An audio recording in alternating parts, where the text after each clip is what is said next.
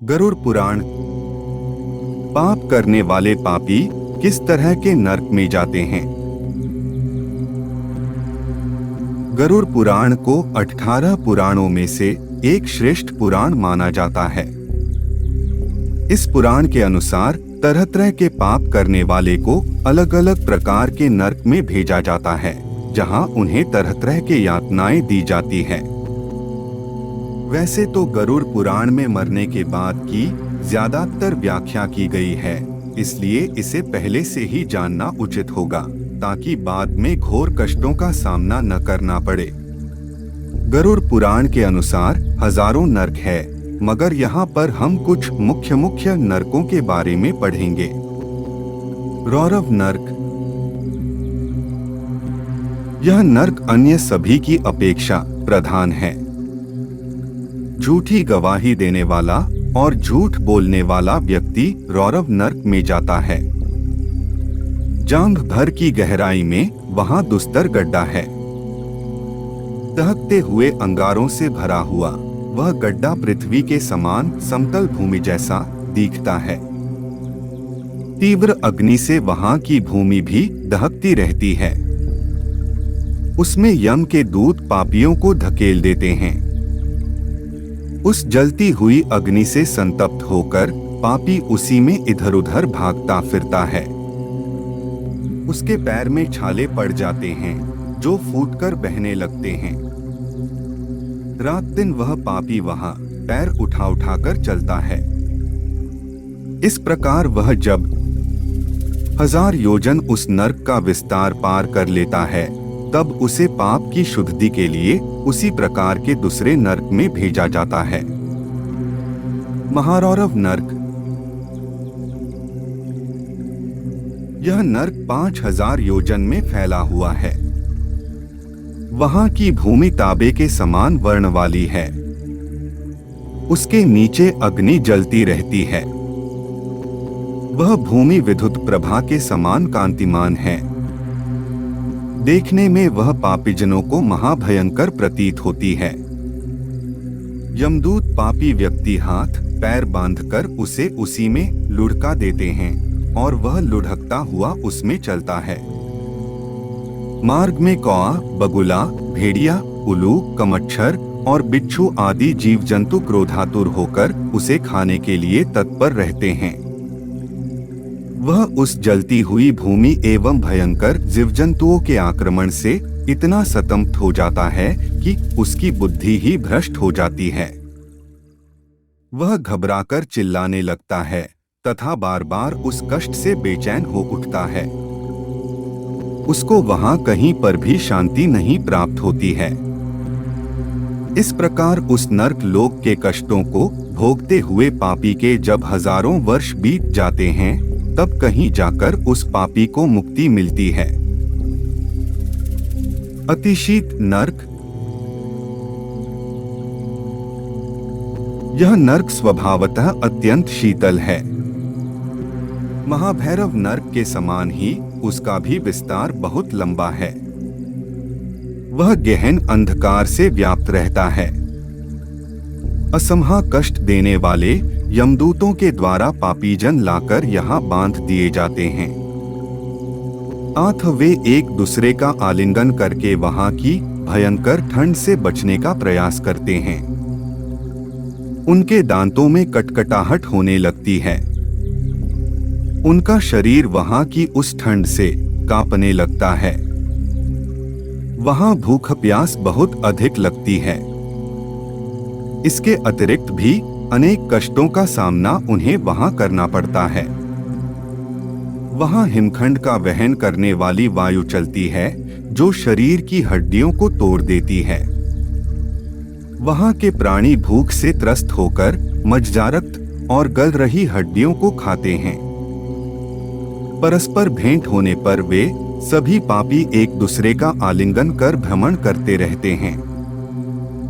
इस प्रकार उस तमसावृत नरक में मनुष्य बहुत से कष्ट झेलने पड़ते हैं। निकृंतन नरक। जो व्यक्ति अन्याय असंख्य पाप करता है, वह निकृंतन नामक प्रसिद्ध नरक में जाता है। वहां अनवरत कुंभकारक के चक्र के समान चक्र चलते रहते हैं, जिनके ऊपर पापी जनों को खड़ा करके यम के अनुचरों के अंगुली में स्थित कालसूत्र से उनके शरीर को पैर से लेकर शिरोभाग तक छेदा जाता है, फिर भी उनका प्राणांत नहीं होता। इसमें शरीर के सैकड़ों भाग टूट टूट कर छिन्न भिन्न हो जाते हैं और पुनः इकट्ठे हो जाते हैं। इस प्रकार यमदूत पाप कर्मियों को वहां हजारों वर्ष तक चक्कर लगवाते रहते हैं। जब सभी पापों का विनाश हो जाता है, तब कहीं जाकर उन्हें उस नरक से मुक्ति प्राप्त होती है। अप्रतिष्ठ नरक। यह नरक सभी नरकों में से एक प्रसिद्ध नरक है। वहां जाने वाले प्राणी असंहा दुहक का भोग भोगते हैं। वहां पाप कर्मियों के दुहक हेतुभूत चक्र और रहट लगे रहते हैं। जब तक हजारों वर्ष पूरे नहीं हो जाते, तब तक वह रुकता नहीं। जो लोग उस चक्र पर बंध जाते हैं, वे जल के घट की भांति उस पर घूमते रहते हैं।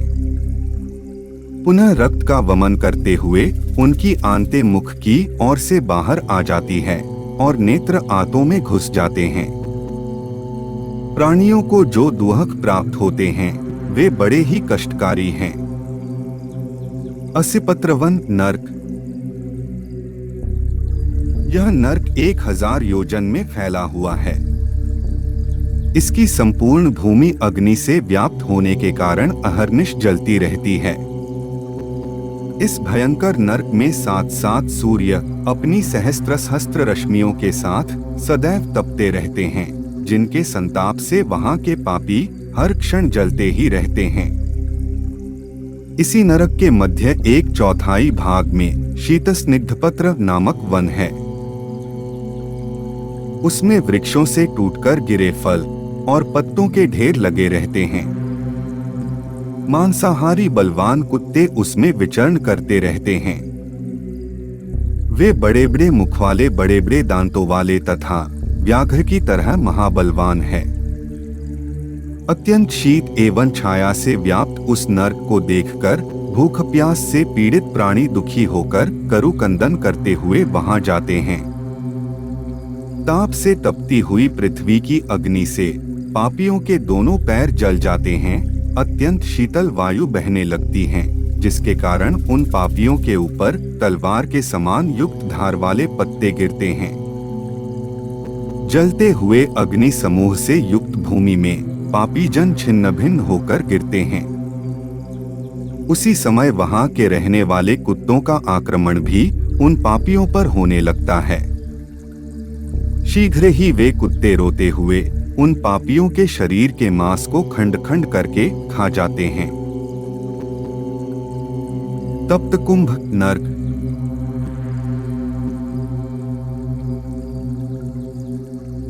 इस नरक में चारों ओर फैले हुए अग्नि प्रज्वलित रहती है।